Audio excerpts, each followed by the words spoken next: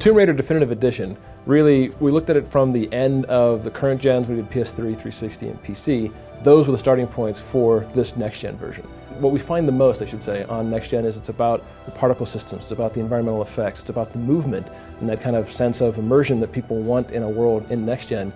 When we made texture maps for the characters in the game and the world itself, even on the last generation, you make them as high a resolution as you can, but you always have to kind of squeeze them down to a smaller size, just that the actual bitmaps themselves take up memory. But for Xbox One and PS4, we were able to go back and take all those textures that we had done and blow them out literally 4 times larger than they'd ever been. So those details, those minute details, when you get really close in on the texture from a camera's perspective or from a player's perspective, you can see those fine grains in the leather jacket on the back of one of the bad guys. You can see the actual cloth inside of Laura's t-shirt. You can actually see textures of her skin. They don't look kind of gray or washed out. They're incredibly detailed. It makes you feel like they have little pores or bumps on them. That's the kind of stuff you can get to from the actual art textures themselves. Say, how far can we push Laura and do our first steps towards what a next-gen Lara Croft could look like. That meant taking the entire model and doing a topology pass across all of her body.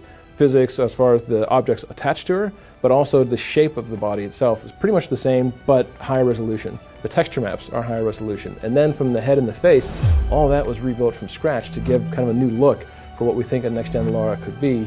But we also did something specific for her skin called subsurface scattering. When you add subsurface scattering, it means the light goes through the surface to that kind of right beneath the surface of the skin, spreads out or scatters, and actually gives that kind of soft glow, kind of a soft illumination to the object, or to the, in this case, her skin.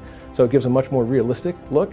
That, on top of everything else we did for Lara, really makes her stand out in a way that, when you look at them side by side, is very, very impressive. Now, once we had that physics system, we said, let's apply that to the world. So even on last gen, if we had bushes that moved or things that would bend and react to you, we only had a few of them because they were painstakingly put in there by hand by the artist. On top of that was a particle system. We had some really good particles and some really nice looking environments that felt like, oh, there's fires going on here, or there's debris coming out of this particular object.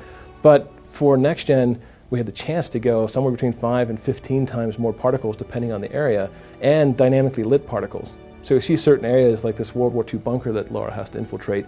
When she gets up close to it, there's a searchlight off in the distance that's sweeping through a heavy rainstorm. In the last gen, you'll see it's all kind of the same tone, it all has the same look. You can't really distinguish the searchlight or the rain. In the next gen versions, you actually see this conical light from the searchlight slicing through the rain, and the raindrops actually light as they individually fall through the actual light surface itself, getting lit dynamically. And that kind of richness, some of the areas, for example, when she's escaping one of the Solari fortresses, the smoke now pools onto the ceilings. You actually have this much thicker, heavier sensation in the air. You'll see Laura's skin dynamically change into sweat because it's a warm, tense environment. You'll see the smoke on the ceiling. You'll see extra embers glowing in the environment around her. All of that adds to that visual storytelling and that visual fidelity that we pushed for on next gen.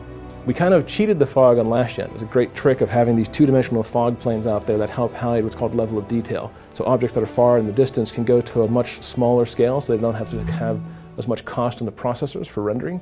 That level of detail, when they're much less detailed, they're much easier to draw. But in this next-gen version, we could push those levels of detail all the way out so that everything can always be at high detail at any place on the map.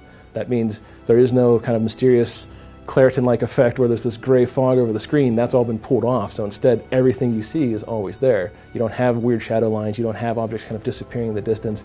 It's all visible out to the horizon. This is really the first attempt for us with our engine, with our character on next gen. I can't wait to see what we do next.